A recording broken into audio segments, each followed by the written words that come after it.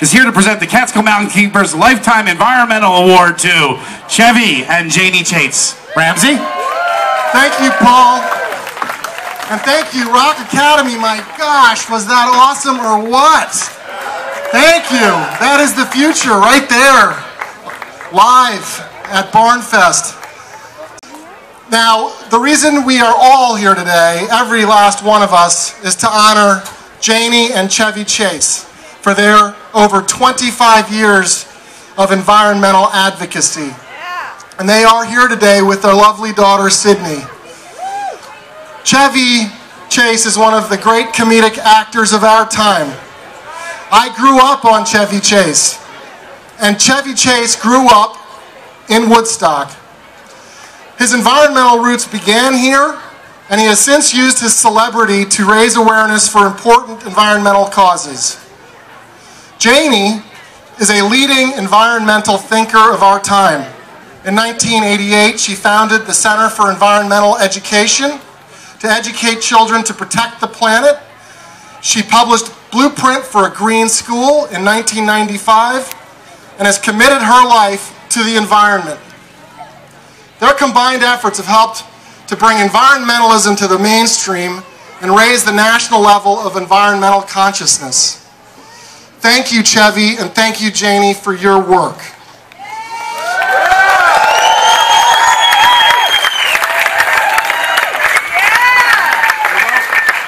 Sydney, Jaynie, come on up here. So this is made locally here in the Catskills for you. This is your Lifetime Achievement Award, and I know you're just getting started. And Sydney will carry it on for you. So, Chevy, I would love it if you'd say a few words, and Jaynie as well, please. Everyone's here for you. Beer. Thank you very much. I've never been more honored. What was I honored for? I grew up here, and my grandfather did too, and so did my father. He was born here. So I can say that I've been in Woodstock all my life and all their lives at the beginning of the last century. And so I'm an old Woodstocker, and it's kind of funny that I'm being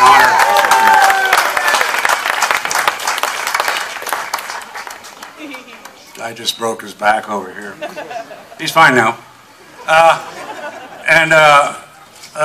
We have three daughters. This is Sydney, our oldest daughter. Say hi. Hi everyone.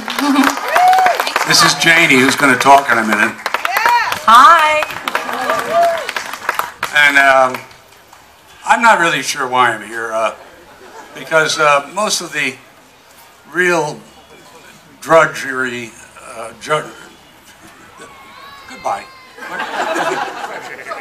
Most of the drudgery, I mean the real day-to-day, hour-to-hour work that Jaynie has done on the environment is her, and not me. I just back it, and I show up for places with her, and I agree with everything that's been said, and all of that.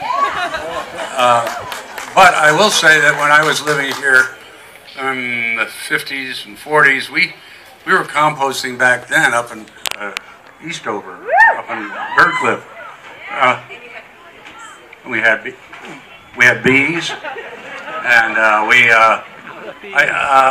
in fact, our lawn got bigger from the compost. That's how we used it, to extend the lawn, and it actually worked over a number of many years, like 15 or 20.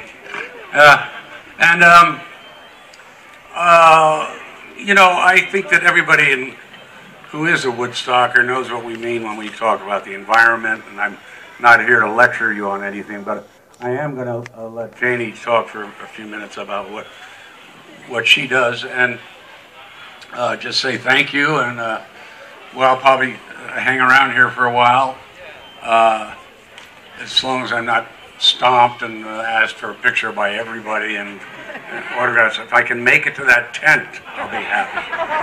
But it's very nice and flattering. But I'm just one of you guys, and lucky enough to have had a nice career in the performing arts.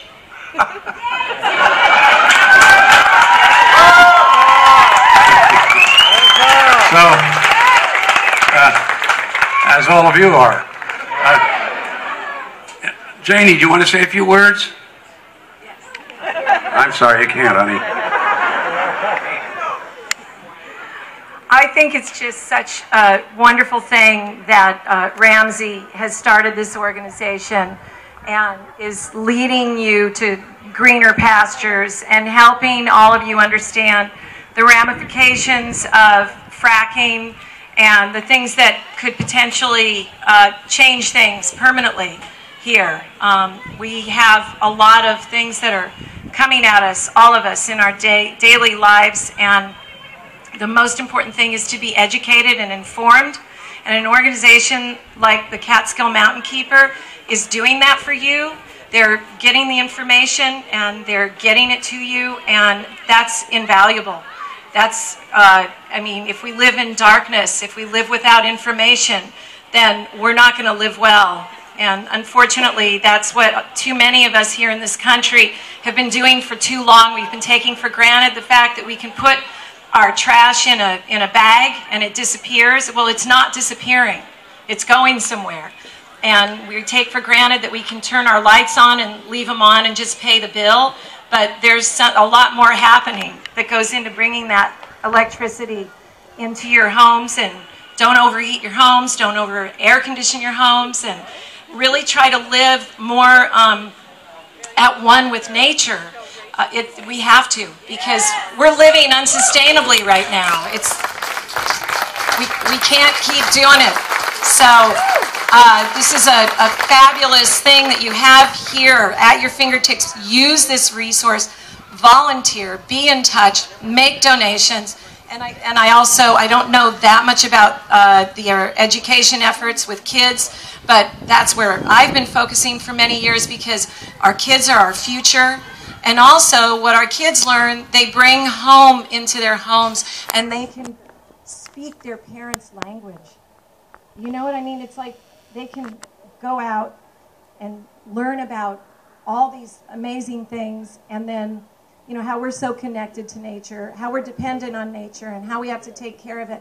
And then when they go home and they enthusiastically share these lessons with their parents, they're bringing their parents along. And that's what we have to keep doing.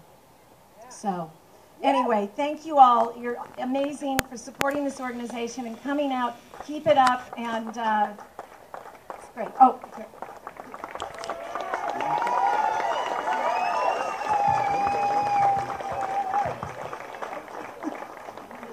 So I'll be quick, but I just want to thank my mom and dad and thank all of you for having us here. It's really lovely, and my parents have been so inspiring, and I just feel really happy today. So I hope everybody else feels it. That'll be $40. And donate it to Catskill. Yeah. I don't know what else to say except thanks. It's a silly thing to honor me with anything, but it got me up here, and I haven't come up enough recently. And it's just great to look at all these young people, which is all of you, because I think I'm older than any of you. And to know that I come from a family that could have been all of your parents. And you just remind me of when I was young, and the same kind of, you're all nuts. In the right way. I got a picture of Grandma when she was in her 20s falling into the Richards Pool, Harvey's. Yeah, it's true. Over at, what do they call it? Opus 40, yeah. I used to hand rocks to Harvey Fight, and when he put them in, then Harvey backed his tractor up. This is good driving. Anyway, so, I mean, there are so many memories I have going up to Minister's Face. Do they call it that anymore? Yeah, we used to do that, and Meads Meadow was, nobody knew about it when I was a kid, and we used to spend the nights there in our, just a sleeping bag with my dad, and then my dad got, kind of fresh No. Then Michael Lang. Are you here, Mike? Yes, he is. Come here, Mike. I'm going to beat you up again. That little. How are you, buddy?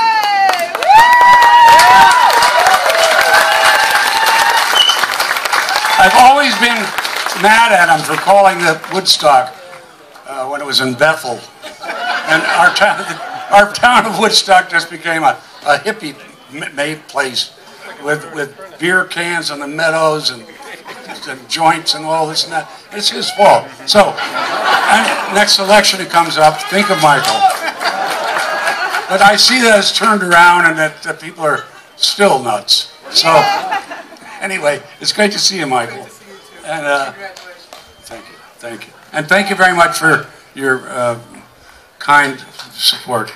Let's give a huge hand to the Chases. Thank you for everything. And Michael Lang, thank you. Paul, our MC, thank you so much.